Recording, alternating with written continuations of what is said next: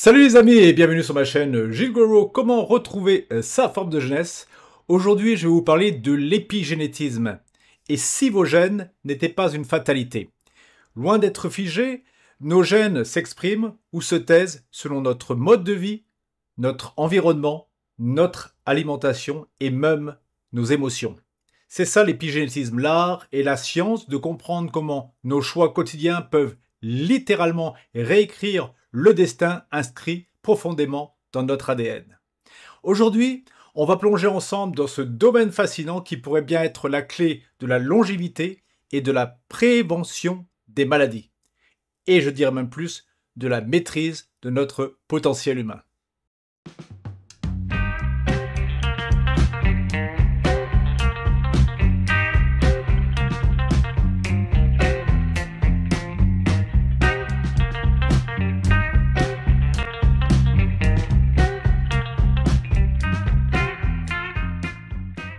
Alors les amis, qu'est-ce que l'épigénétisme selon Wikipédia?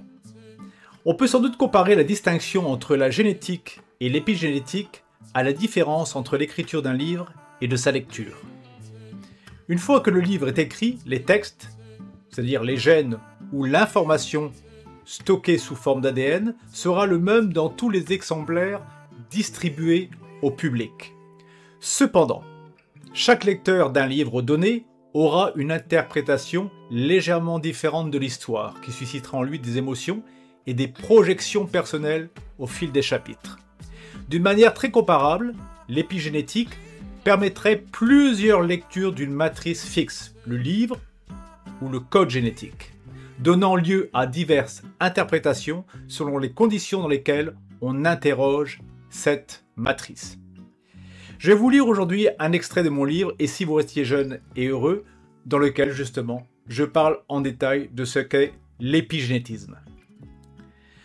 Tout d'abord, il faut savoir que l'expression des gènes est influencée par l'environnement et l'histoire de chaque individu.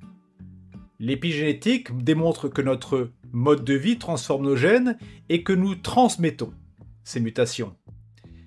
Nos émotions, notre vision spirituelle, notre approche mentale d'une ou de situations données vont déterminer et créer notre réalité physique. Chacune de vos milliards de cellules sont sous l'influence de vos pensées, soient-elles positives ou négatives. Si vous vous persuadez que vous êtes un incapable, alors une réaction en chaîne biochimique va instantanément se produire et créer l'événement que vous avez commandité. Effectivement, vous allez vous sentir incapable et vous serez incapable.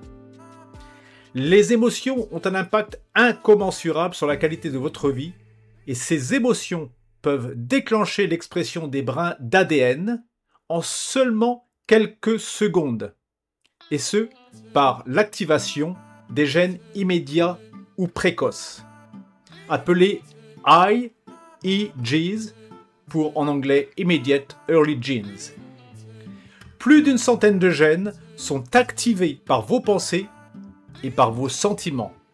Ces gènes peuvent être amorcés ou tout simplement désamorcés en l'espace de seulement 3 secondes.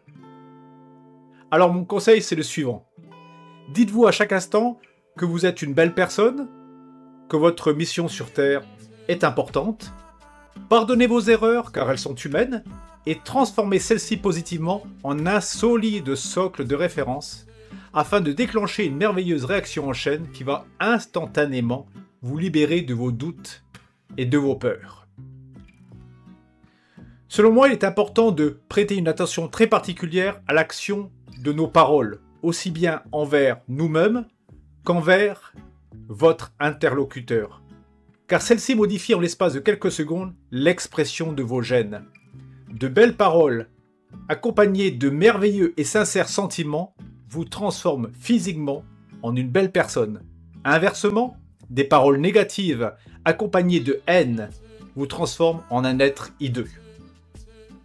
En fait, l'épigénétisme nous apprend tout simplement que la beauté vient de l'intérieur et son expression se reflète à l'extérieur. En ce sens, la chirurgie esthétique excepté naturellement dans un cas de nécessité absolue ou d'infirmité, est une aberration. Si vous êtes omnibulé par la peur de vieillir, vous devenez vieux, et les traits de vieillesse de votre visage sont l'expression de vos gènes qui sont influencés par vos émotions. Vous aurez beau étirer votre épiderme, l'expression de vos gènes vous rattrape à chaque instant et ce masque que vous avez créé à coups de bistouri ne peut cacher longtemps les dégâts qu'infligent vos pensées et votre mode de vie délétère. Donc, tout simplement souriez à la vie, embrassez chaque challenge avec amour et compassion, pardonnez-vous afin de transmettre naturellement ce formidable médicament à votre entourage immédiat. Des pensées positives qui vibrent à de très hautes fréquences guérissent et peuvent littéralement produire ce que la médecine considère comme un miracle, la guérison spontanée. Cette capacité extraordinaire de guérison vit en chacun de nous et nous en sommes l'acteur puisque consciemment nous pouvons modifier l'expression de nos gènes et agir directement sur le siège de chaque cellule qu'est l'ADN.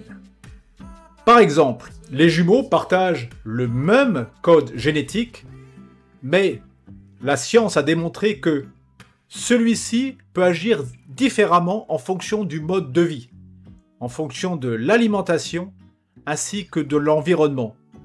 Donc chez les jumeaux, on peut voir une différence qui est vraiment notable sur le rythme de vieillissement, et également sur la beauté du visage. En fait, vous êtes le chef d'orchestre responsable de l'harmonie de vos pensées, et de celle-ci en découle soit une symphonie ou une cacophonie dont seul vous pouvez décider. En se basant sur les principes biochimiques de l'épigénétisme qui produisent des modifications qui ne sont pas codées par la séquence d'ADN, nous comprenons que nos modes de pensée et nos choix de vie sont les conditions sine qua non de notre épanouissement.